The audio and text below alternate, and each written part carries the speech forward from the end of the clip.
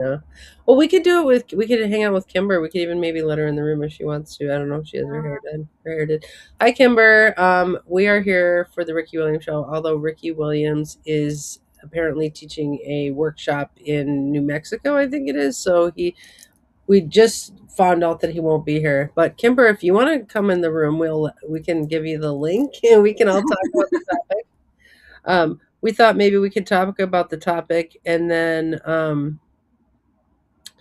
uh, then Jenna can present the topic to Ricky at a later date. Here's a link in case anyone wants to come into the room.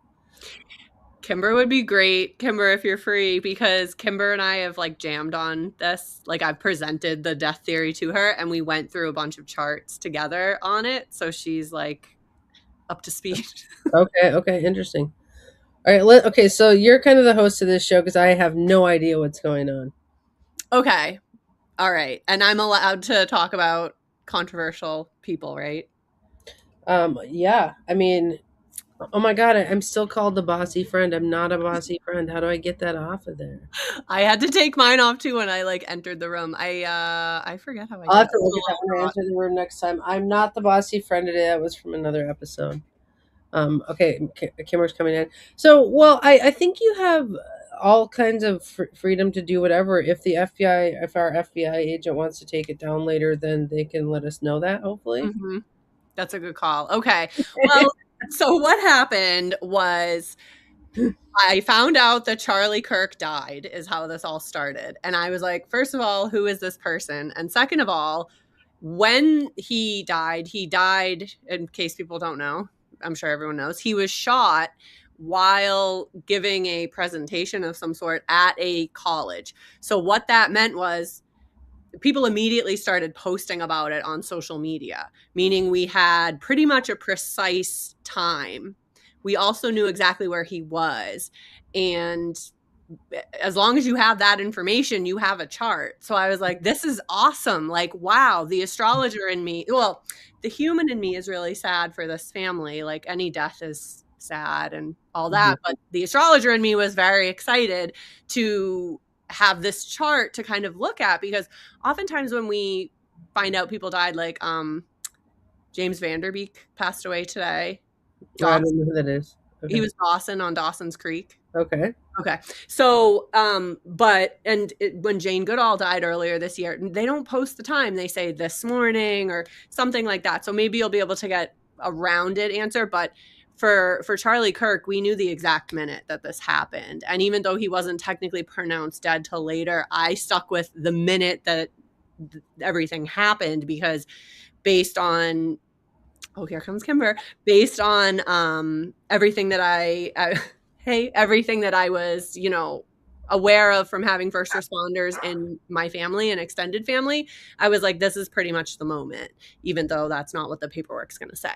So I pulled that chart, and it immediately, as an evolutionary astrologer, I was drawn to the nodal story, and it immediately looked exactly like as if his self node story of his death chart was telling the story of who he was here on Earth as Charlie Kirk. And I was like, this is fascinating. This is evolutionary astrology in action, even though this isn't a human, this is someone dying. So the transition not being ensoulment coming into your body, but rather the transition of leaving this earth, leaving that lifetime. And essentially the theory is, could the moment of leaving this lifetime actually symbolize kind of like the birth of the afterlife? Could we read the chart that way? So when you look at the death chart for Charlie Kirk, to me, it screams of his lifetime, or of what we know of his lifetime. He had a south node in Virgo. Virgo is concerned with the work that matters. It was exactly conjunct the sun and in the 10th house. So this is someone working prominently in a position of power out in the world. What else was conjunct it just a few degrees away was Mercury in Virgo, someone using their voice out in the world. Their voice is out in the world, a critical voice that is out in the world, critical thinking Virgo. And we're thinking, whenever we look at a nodal story, the south node, something went wrong there. Like, so we're looking at the lower expression. So someone who potentially was overly critical, someone who something went wrong because of their voice. And it's pretty much like exactly the story of what happened. So when we take that to the next level, this is where the theory kind of becomes twofold and a little bit nuanced. When we look at a nodal story for a human existing on Earth, we know that they're coming from that south node and ideally working towards evolutionary goals by incorporating the north node and coming to some sort of harmonious balance within those two energies, within the opposition. So then the theory becomes, okay, so is there actually work to do in the afterlife? And can that work in the afterlife actually be symbolized in the north node of the death chart? So then looking at his north node, it would be in Pisces in the fourth house. And the nuance kind of expands from there. But basically, the invitation was because that south node so clearly and kind of like almost like took your breath away, showed who he was. I was like, there's got to be something to this. Well, that's a revolutionary concept that we could have a chart for the afterlife. I mean, I think, it kind of brings in this idea that we're kind of like myopic in our looking at charts, like it's only in this lifetime or on this earth that we have a chart. Like I never thought about that. But I don't know. What do people think of that? Like that there could be a chart for the afterlife? Kimber, what do you think? I remember when Jenna first shared this idea with me. One, I have strong feelings about Charlie Kirk, so I think in general that was conflicting with me being able to like receive the theory. But then as time went on, I was looking up different celebrities who we have their death time. And I think it took like less than 48 hours before I was like, I don't know, Jenna, you might be onto something. I do I'm wondering if this death chart does have some meaning, if it's for the afterlife or if it's for your next life physical reincarnation. Was like is my open-ended of is it to kind of are you continuing to process what you didn't get to process or finish doing in this life before you reincarnate or not, which is like we can't prove, but Hmm. I think I'm like a little different in Jenna, even though it's her theory of just that I think it might be giving a clue of like what you might need to do in your next reincarnation versus the afterlife. Hmm. I mean, I guess there's a like there's a I don't know about provability. It makes me think of this time I talked to Rick Levine. He was like, I'm not so interested in past life regressions. I'm interested in future life progressions. And I thought that was really epic. Like this idea that we could look into our future life instead of our past life. Mm-hmm. I like that. That's kind of what you're talking about, Jenna. Exactly. One thing that I was really trying to nail down when I was trying to kind of prove to myself, like, Jenna, are you being crazy or is there something to this?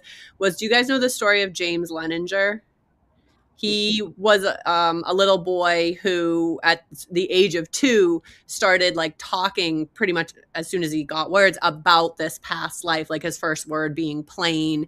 He knew things about his toy planes, like the underneath carriage. Like his mom was like, "Oh, look, the engine," and he's like, "No, no, no, that's like da da da da da." Like he knew things about planes, about mechanics, about things like that that he shouldn't have known. Nobody was teaching him this. It wasn't in his life, and then he started talking about his friends from the war and kind of like blowing it up from there. And it turns they were able to pin down James Leninger was telling the story of this man, James Houston. Weird coincidence, synchronicity that they had the same first name, who had passed away in World War II off the coast of Japan. And his plane was shot down. So we had the birth chart for both James Leninger and James Houston, and we can see in the nodal story how James Leninger, this boy who's now more grown up, he's probably in his 30s or 40s now, we have his chart to look and see his past life story does tell the story of how James Houston died. I was not able to track down the records of when that plane was shot down because I was really trying to like hone this in. So I haven't been able to collect the 3 charts in a row, but Hmm. perhaps digging further. Yeah, I mean, I guess if somebody was seeing imagery into their future life, we wouldn't really know because we get visions all the time. Kimber, I'm not your bossy friend today. I just didn't know how to remove. I have to remove that next time. Um, anyway, I do feel like a guest on existential side quest right now. I have to say that. With our tapestries. Yeah, I can totally be you guys' guest. No, but I think I think there's like there is some provability with looking at the past life thing, right? With they were able to prove his visions and things like that. I think with the future life progression, as you know, Rick Levine would call it, I don't know that we can do provability studies because. But what do you guys think of the idea that like all dimensions are working at the same time? Have you ever heard that one? Mhm. Yes, Yeah, I agree with that. I do too. Really? But how do can you just agree with it? I mean, it just how do you know or what's you guys? Um, Well, I I think think because of one consciousness. Like if everything is, if the highest expression of Pisces, the highest expression of love, of all of it, of spirituality, interconnectedness, is this vibration that we are all one, then wouldn't all of our lifetimes therefore be one, and time being just a construct that helps us to human better, however you want to interpret that. It basically says that the way we think of time as linear is something that this 3D world needs in order for us to progress and make sense of things. Whereas I could be remedying stuff in this lifetime that is from a soul journey, an incarnation that is from the future as well as the past. Like it's, you know, core pattern theory, where like we all have like one core wound as well as one gift that we are here to use, bring out into the world, but also remedy our wound. Yeah, I mean, you guys are evolutionary astrologers, so I mean, I guess what I want to know is like, okay, it, we come in with our south node, we leave with our north node, but like, are we this like, okay, so what's this theory like core or something theory? So like, we have some core that's similar throughout the lives, or like, what is what would be similar in our future life that we have in this current life? Well, with core pattern theory is different than evolutionary astrology. It's like a separate sort of metaphysical type of work, but I know it complements evolutionary astrology or astrology in general really well, because it's talk like when I had a core pattern interaction with someone who does core patterns, I started clicking in my head like, oh, I already kind of know what my core pattern is. And then I thought to myself, yeah, Jenna, that's also echoed in your nodal story. So it's like, if this is the core wound that I am moving through this lifetime with, past lifetimes with, and potentially future incarnations, but what is future? Future is past, past is future. It's all kind of overlapping at once. It's like you're experiencing that core wound through different lenses, in different ways, in different manifestations, so that you can get as wholly and intimately familiar with what that is and really achieve mastery of that wound. I also believe that you can have multiple wounds and maybe you don't reincarnate into this life to solve all of them. So it's like this life is focused on this thing because if you've had many lives, and then maybe if I don't know if I agree with like we reincarnate from the future, but if we were to, maybe it's like I'm circling back because great, I was able to do this thing, but I still didn't get this right. And like this time period presents a better opportunity to do that. Um, there was something else you said, Jenna, that really stuck out to me. Core gift. No, oh, this was kind of circling back to your death chart thing. A question or something that I came up with that I want to ask both of you is when Jenna first presented this to me, I started thinking about people who've been murdered or like killed and like unexpectedly, where it feels like their life was interrupted before they could finish out their karma. And in evolutionary astrology, we kind of look at like planets that are opposing the nodes as something that was inescapable. It wasn't something you did or could have circumvented. So it made me think a lot about, like, I was talking about school shooting victims and just, I don't know if that was their karmic path. Like they think that their story got interrupted. So I think that is when it could be helpful to kind of like reincarnate with like a different, now you have a new thing to have to heal, a different wound to heal from in addition to the path you were already on in this life. Yeah, I mean, and I think that begs the question of like, can a life be interrupted, or is the life, you know, was a person's life supposed to be cut short? I mean, those are like existential questions that we Yeah. like in some ways don't ever know the answers to. Although there are lives where it feels like it wasn't really fully cooked, right? Like that turkey wasn't done and you took it out of the oven. You know what I mean? Like Yeah. where so like the life path or purpose was in what yeah was like you said interrupted. Also, Well, like miscarried or aborted children. Right. Like I've read a lot of different theories about why a child or a soul, and then there's the whole argument like did that being have a soul? It wasn't born yet. It didn't have a birth chart. So Yeah. And I struggled too. Like my nephew, he passed at 3 weeks old, like in the hospital. Like it's just like, was that really? And I know Ricky said before, like that would be like they've solved what they need to solve in those 3 weeks, and then they wouldn't need to reincarnate again. And I'm like, I don't know. That feels like a very much a good example of an interrupted life. They didn't get to live. mhm. Well, it's so interesting. So I was listening. Someone sent over a link to this woman who's like a biblical scholar, and they were asking her about like does the Bible, is it against abortion? And she was saying no, it's not. And in fact, they were saying, and then she started talking about the Greek discussion on ensoulment, which we're going to start doing readings on ensoulment. Kimber, we want you to be there if you want to. We'll have to talk about that in a meeting, but Yeah. but like they were saying that life breath is like the maker of life to a lot of the Greeks. Like it wasn't movement in the womb. Even it's like the moment that you can breathe, and they were saying breath is life. Like so like God comes in through breath, and in Greek it was called the pneuma, which we get pneumatics from. Like it's like the God breath or what kind of what have you. But like it's crazy when something takes the breath out of a thing. Like that's what's amazing about death. If you really look at it, it's like when someone dies, I'm just like, how did you do that? Like, how did you just stop breathing? And then, because it's like we think death is all or birth is all magical and death is like all sad. And I'm like, it's kind of magical though that you just stopped needing breath. Like that was really weird, So I know this doesn't answer any questions, but I don't know if you can really answer a question in a show like this. What's your obsession with death, Jenna? well, Pluto is my strongest planet. That's probably it. I don't know. I have always had this kind of like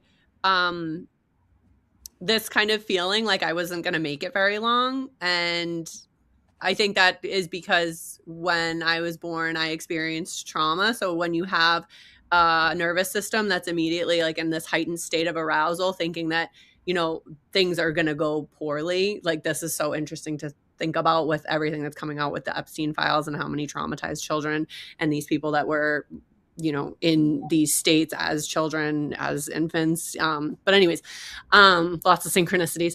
But there's this overriding kind of like feeling like, oh, well, this is it, or any moment could be it. And then to go through different experiences in my life, like I was a drug addict, I spent time homeless, like there was all these, I was in a lot of mental facilities, mental institutions, wasn't really statistically supposed to make it through a lot of these things, but then I'm still here. And then now I'm looking back and I'm like so much gratitude. I see my chart. I see so much understanding of like why I went through those different experiences. And also like my spirit guides looking out for me, Jupiter and Pisces in the 12th, like just very, this wholesome kind of like knowing within my chart, like, yeah, you had to move through that because those experiences brought you closer to understanding your wounds, understanding your evolutionary intent in this lifetime. So there's also the argument death, whether it was me making decisions that were risky or putting myself in situations or finding myself in situations that were very dangerous and potentially deadly, or once I was out of that, death started kind of coming to me. I've experienced a lot of loss within my different communities, close friends, mentors that have passed away, people that I have been with as they pass. So it's kind of like a motif in my own life, if you will, whether it's my own demise or just other people, like the weather of others around me bringing that up. Don't you have Saturn in the 8th house? I do, yeah. I feel like we both have 8th house planets. I don't know if anyone else does, and so I feel like we both. It's not liking death, but I feel like we're comfortable with thinking about death. And I really like the comment in the chat of just like death is life. Like wait, both. okay. I didn't understand Linda's. Hi, Linda. By the way, do you guys know Linda? Oh, you should meet Linda. She's so cool. Okay. Funny, I just recorded. Okay, so she's reading her uncle, Father Jay's book. He was like this preacher who was also into like all these like esoteric things, or he was a pastor or a whatever you call it, priest. But he discusses near death. What is NDA? Non. Oh, What I is think it's NDA? non-disclosure agreement, is it not? I know NDE is near death experiences, Maybe but that's what she means. I And life after death. In his opinion, death is actually life, synchronicity, or oh, I see what she's saying. Wait, so he says, okay, well, okay, Linda. Father Jay says that death is actually life. Can you explain that a little bit? And if you want to come into the room, we can let you in. this this is really interesting to me, and I'm excited to hear what Linda says, because I think people talk about that with like childbirth or just death, like death experiences in general, of just you don't feel like you feel the most alive when you're experiencing like euphoria and joy, but you also feel most alive when you're in like the most pain you can imagine. And it's like that, it's like this weird, like the veil between life and death is like a little thinner in those moments, but you feel the most human you can feel. And like without death, we're not human. My midwife pointed that out too. After my kids were both born at home, so I had these like lay midwives with me, coaching, monitoring, and she said, I knew you were close when you said, I don't think I'm going to be able to do this, I don't think I'm going to make it. Like, she witnessed me thinking I was about to die, and to her, oh, that means the baby's almost here. So it goes right along with that. Interesting. So Linda's saying his belief that death was not death as we know it is actually in the next step in our life. So Linda, I don't know if you were here when Jenna gave her initial proposition, which is that the chart of death is actually the chart of the next of the afterlife, the birth of the afterlife. I really like what Kimber was saying too about how like is the North Node more about what's going to be going on in their next incarnation and less about like potentially doing, like, you immediately get your next assignment the minute you die. And it's like, maybe it's more like the universe is saying like, this is what's coming, watch for those energies, and then your little soul is kind of like watching for the energies that could do that work that was presented as the evolutionary intent of that afterlife chart. And then you're like, okay, so this chart looks good, this astrology looks good for that, I'm going to focus on whatever that goal was within this chart. So it's not exactly the same setup, but it's similar enough. You know how we talk about how it doesn't really matter if in that past life you were a victim or the perpetrator, the energy is the energy, and that is the energy we're trying to remedy. So it's kind of like when someone's like, oh, in a past life I was my child's brother instead of their mother. It's like, yep, the energy is the energy. You're moving through as this family unit. You're moving through as these nodal contacts, kind of experiencing each other, compositing together under different circumstances. Yeah. What do you guys think about the ethics of looking at death charts? I guess if someone's dying already, like if they have died, I feel like there's not really a big ethic there. But what what do you think of the ethics of looking at somebody like when they might die? Like if someone's like, can you look at my Aunt Sally and tell me if she's going to die this week? I don't think it's ethical to predict death. I agree. There's always a higher expression. Of the transit, like, yeah. Like when people are like, oh, you have that Uranus moving into your 8th house, better watch out. Or like, oh, this planet's progressing into, a conjunction with transiting Pluto. Like, there's always a different way it could play out. You also, like, I don't know, like I remember my Pluto transit to my 4th house. I know someone whose mother died during that, but then my marriage died, like, or I know people who they moved to a different, like, there's different types of death. Like I don't want to get in the weeds of that. I've had someone whose pet died when there was a big Pluto transit, but it's like that pet was really important to them. I think it's interesting if it's like we're at like there's an end of life situation, and it's more of like when sharing it, if you wanted to do this death chart thing. And I don't know if and that's kind of what I was going to ask, would it be healing for people who are left behind by someone to be able to get the death chart of a loved one read or not. I don't know. And so that was like one question. But I think maybe being like, oh, if you have that time, would you feel comfortable reading, interpreting that death chart for them? So the question there is is it interesting, healing, or useful to read a death chart in this fashion? I think it depends on the person. Yeah. Like I know Charlie Kirk's wife's name is Erica, but that's the extent of my knowledge about her. Is she a plutonic enough, scorpionic enough person to find the healing within that deeply psychological, deeply kind of, it could really be jarring to hear an astrologer interpreting, and perhaps she could be experiencing it as judging her late husband's life. God, Linda's here. You guys got to meet Linda. Hi. Linda, can I talk about your chart for a sec? I don't know. Linda's very wise and spiritual. I'm getting feed. Yeah, sure. Oh well, she's a Pisces sun she got a sun Mercury at the end of Pisces, so like Neptune's been going over her sun Mercury for a few years here. So, and what that means to us, Dragon Rose, is that you have a kind of spiritual inclination, and that it's been really up for the past few years. And she's been working on her uncle's books, like she's reading her Father Jay was her uncle, and she's reading his books. You can find them on her YouTube channel. So, all right, can you hear us now, Linda? Okay. So what did your uncle say about this whole death thing? It's weird. I'm getting your voice now, and I'm getting you talking on me. Maybe I got to shut YouTube off. Yeah. Yeah, or Facebook. It could be your Facebook. Okay, let's try this again.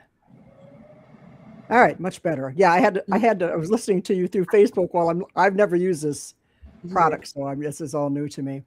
Anyway, thank you for the introduction. I'm not sure where I'm supposed to go with this, but I mentioned my uncle's book because I just finished the last couple of chapters, and he talks about this. In his second book, he goes into more depth of what he was mentioning in his first book.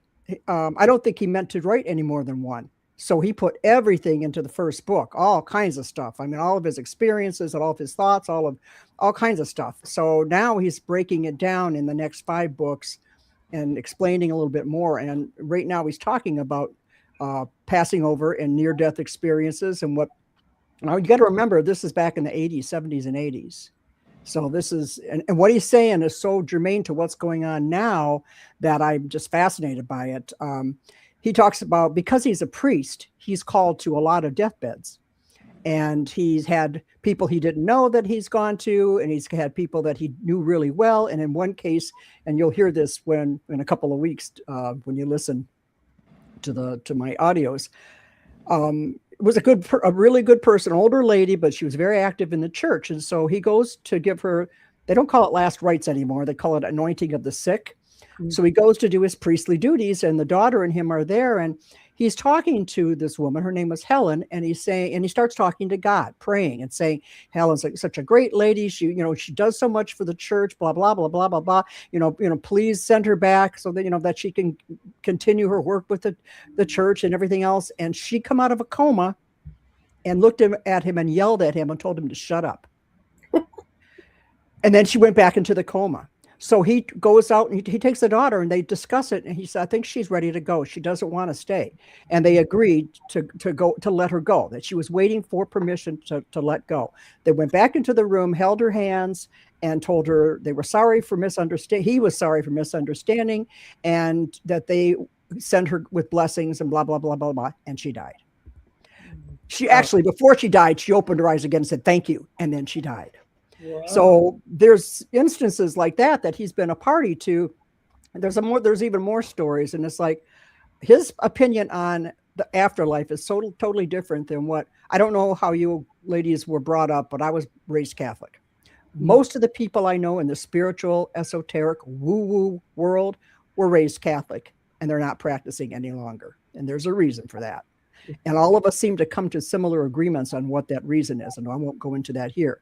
But we were raised with the thought about heaven being this place where you're just sitting around praying all day. Even my grandmother, before she passed, that's what she thought. You're going to go to church and spend all your time there and watch God.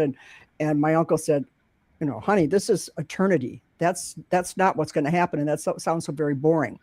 He had spirit guides. So I think he had a lot more of an idea of what's going on the other side than we do. And a lot of it he did not share before he passed. I'm trying to get some of his papers. I don't know if I'll ever get them. And even if I do, I don't know if I would share what he had to share. But he believes heaven it's just a continuation. Heaven being the afterlife, spiritual life.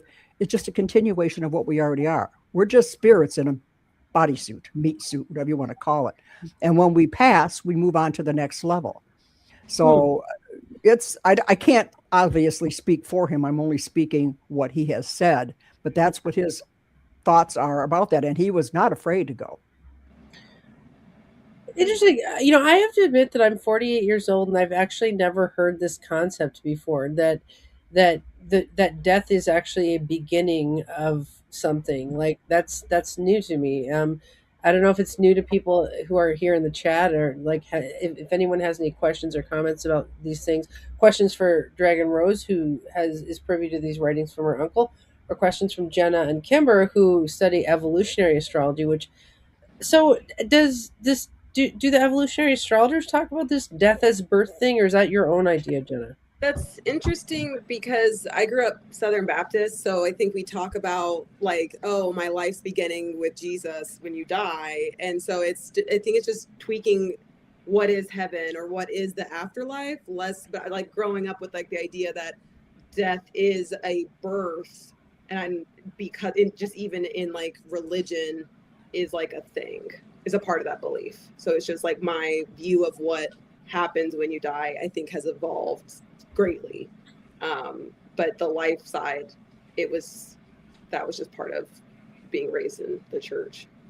I feel like the church in general, or Christianity in general, invites in this idea, like the entire story of Jesus. Like a lot of church is based around what he did after he died, how his life went on, or his existence, his soul moved through, he was seated at the right hand of the Father. He's still active in our daily life. We can access him. Like, you pray to him.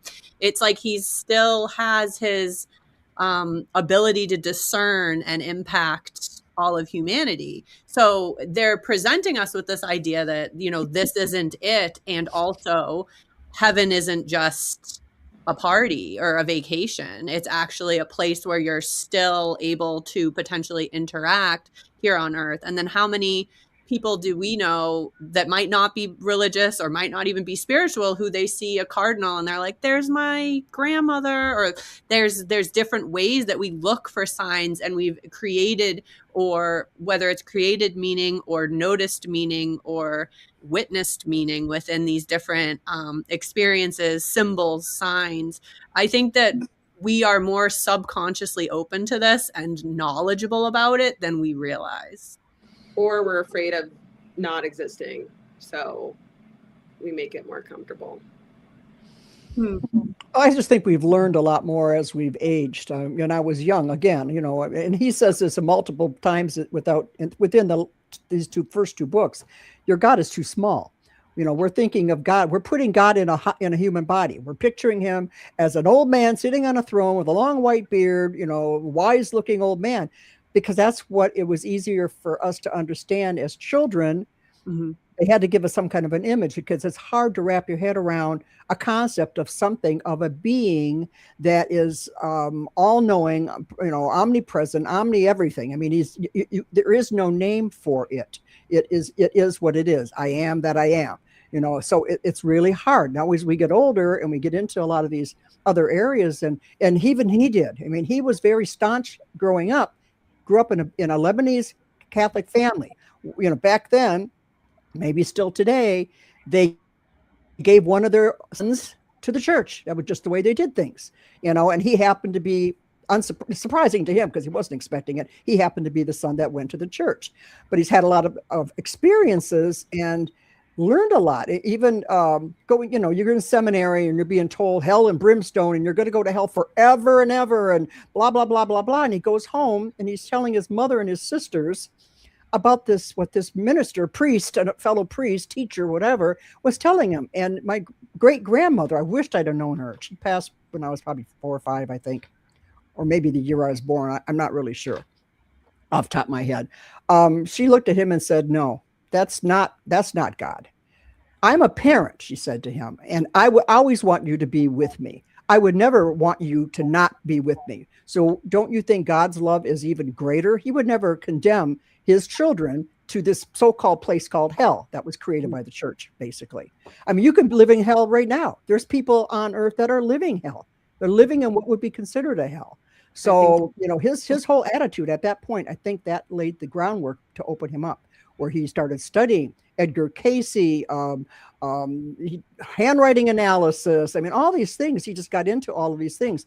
And, you know, I've met Andy through ACIM that we do on Sundays, A Course in Miracles. My uncle puts it in his books. Now, if you look it up now, you'll see that the church is against the Course in Miracles because it contradicts some of their beliefs, you know, basic beliefs, basic tenets of the church. But guess what? Those basic tenets can change.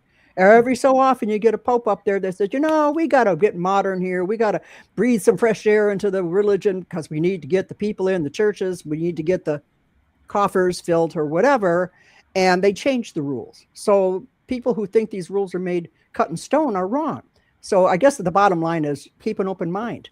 And honestly, I hope you girls get a chance to go back and listen to the first book and follow me and listen to the stories because it's fascinating. My sister's finally getting caught up. She's texting me and calling me and there should be a movie. And how do I get, I don't know, write a script. I don't know anybody that does movies, but she's in tears. How did you get through this chapter? And I just got through. We can make a movie of it. You probably could. As clowns. Yeah, well, I don't know about that. I had to stop for 10 minutes last night because I just started crying. It was about my grandmother and when she passed. And I felt all the guilt coming back to me. You talked, Jenna, about your days, your youth. I think we had a similar path. Probably a lot of us did. Mm-hmm. And I wasn't there before she died. I didn't go see her in the hospital. She literally died in mid-sentence in the hospital. And he tells that story. I had to put it down and I had to cry it out for a good 10 minutes before I could get back to it. Okay, I've consulted AI, and AI says that viewing death as birth suggests a transition rather than an end, where the spirit leaves the body to enter a new, vibrant existence.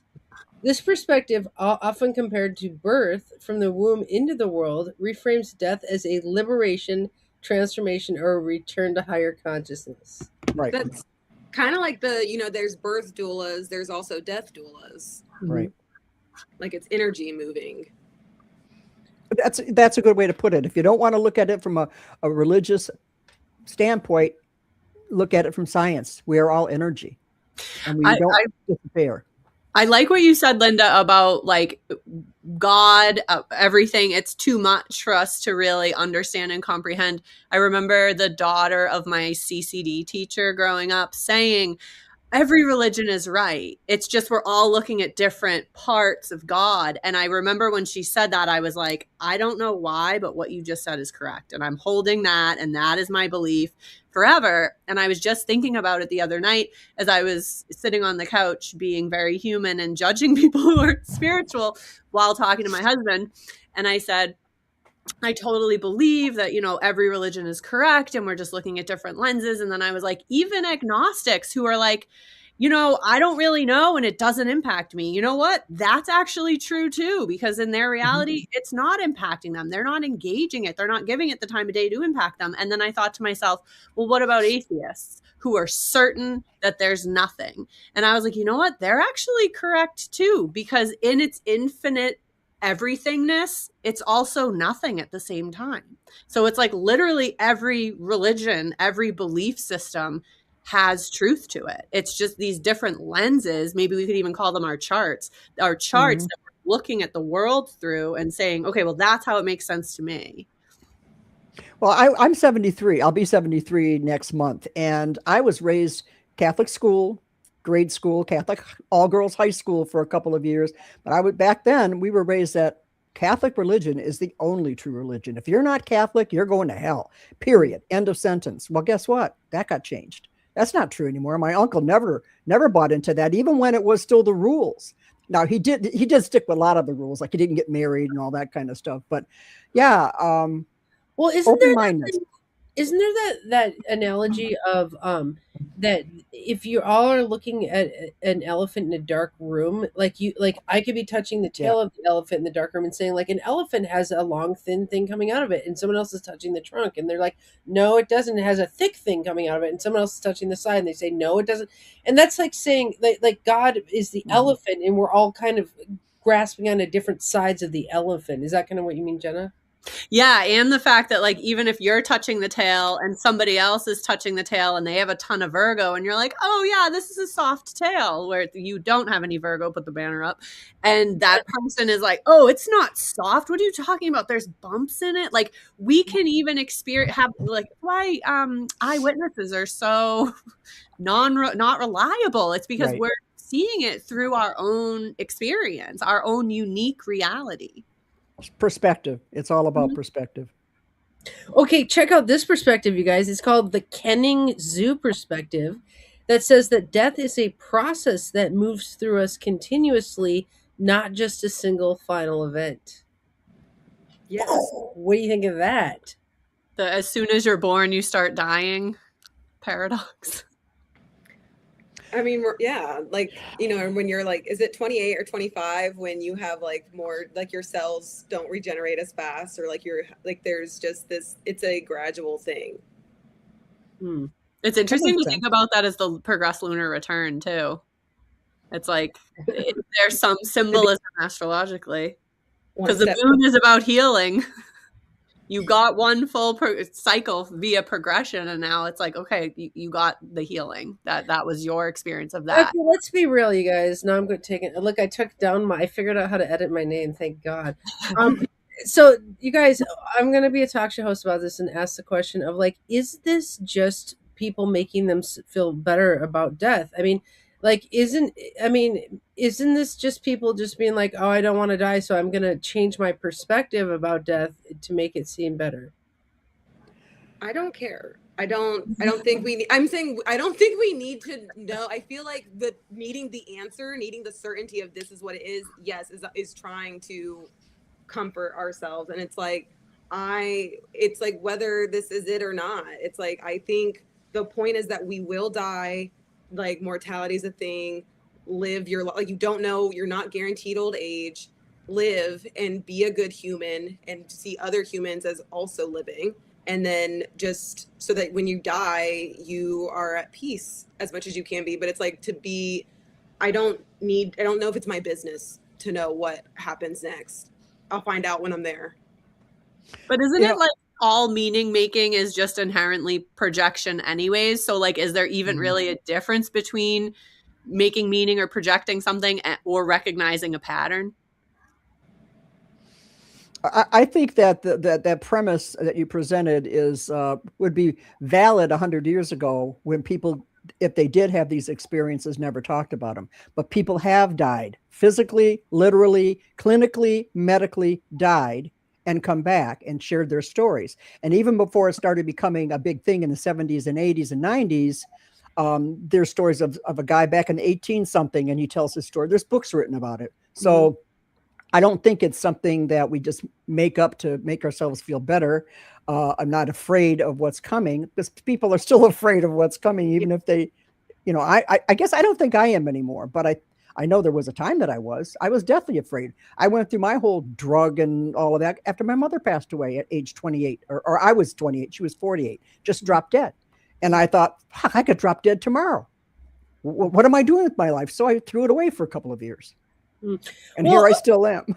Okay, so I've done some math about this. Okay, so check this out. Okay. You can get sick and heal like thousands of times, but you only die one day of your life. Okay, so the odds are in your favor that you're going to live today. So it's like living fearing death is actually extremely bad math, because it would be like, can you imagine if you like only brush your teeth like one day of your life? Like, I mean, like to focus on brushing your teeth would just be like an error. Like, so I mean, it's like I think in some ways we want to live as if we're not going to die, because I think death brings a lot of questions of planning. Like, should I live like I'm going to die tomorrow? Which happened to Linda when her mom passed. Is like, and that's when she started partying hard, because she's like, like, make the most worst of it or whatever you want to do.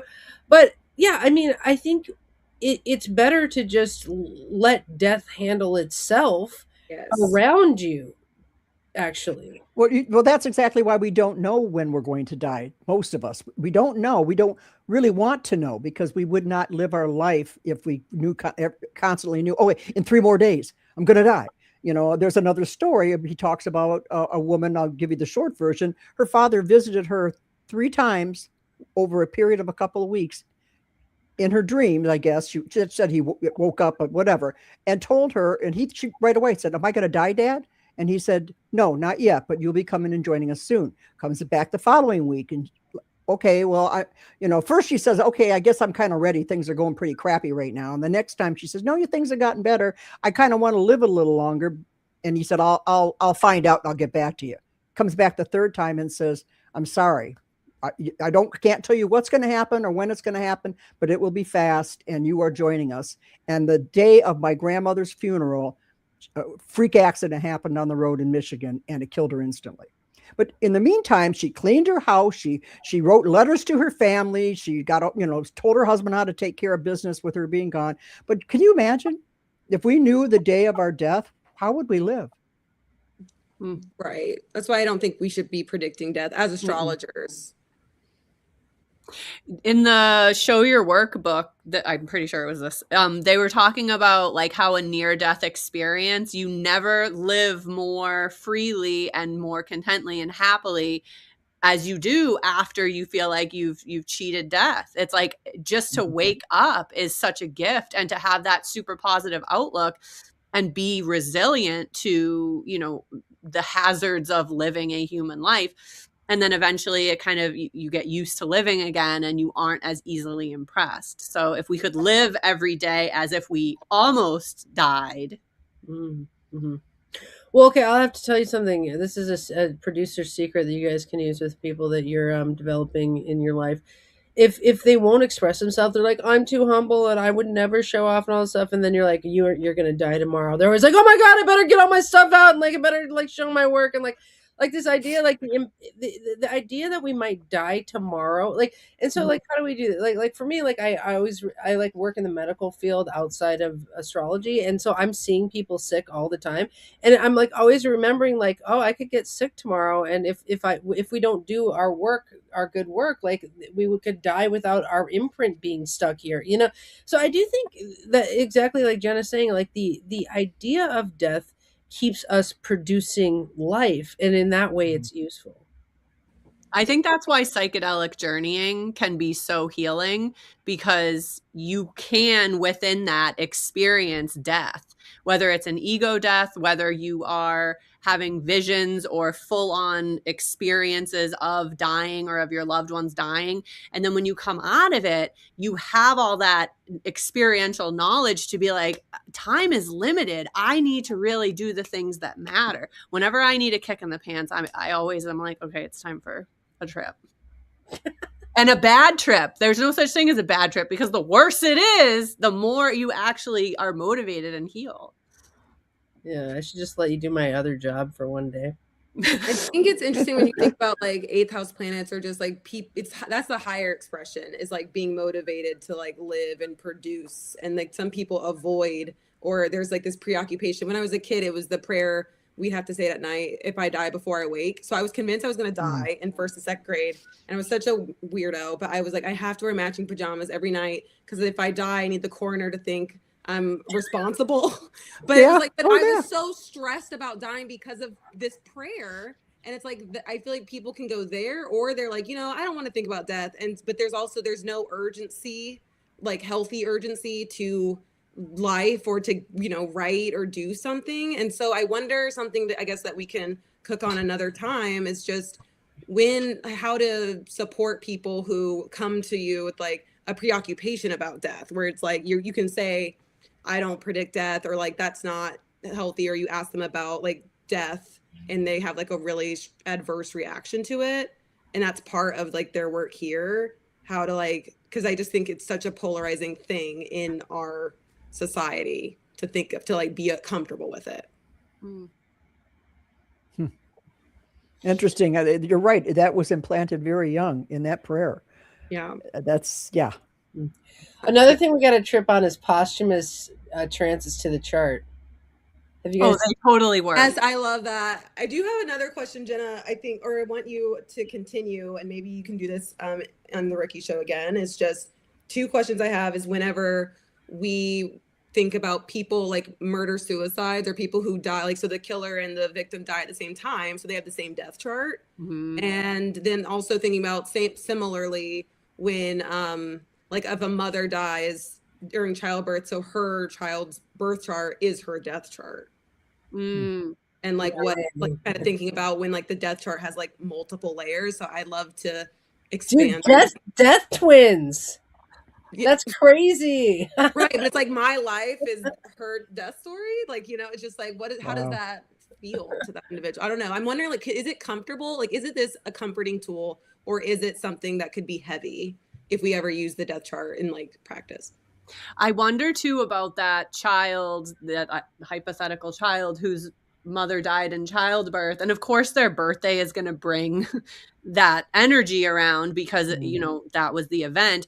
But I had this theory about anniversaries, and when people are like, "Ooh, it was a tough anniversary this year," and is the energy in the sky more closely mirroring the energy? It's not just the solar return. Perhaps Mercury's in the same spot. Perhaps it's also Mars is in a similar place. So the activations feel even more familiar. We could even look at it as like, oh, when my grandmother died, it was like this really overcast, rainy day. And then here we are on her 10th anniversary and the weather's the same. It's like we're talking about that, but it's just the astrological weather more closely mirroring it on that date.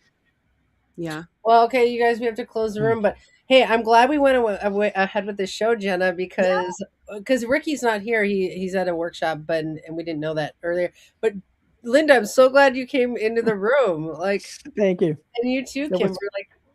Sorry. I love this topic. Awesome. What a blessing. Okay, this was really fun, and I'll be back on air at 5 talking with Billy Anderson about how to face giants, which are huge Goliath situations in our life. So if anyone wants to be there for that, we'd love to have you. All right, we'll see you guys later. All right. Thanks, guys. Bye.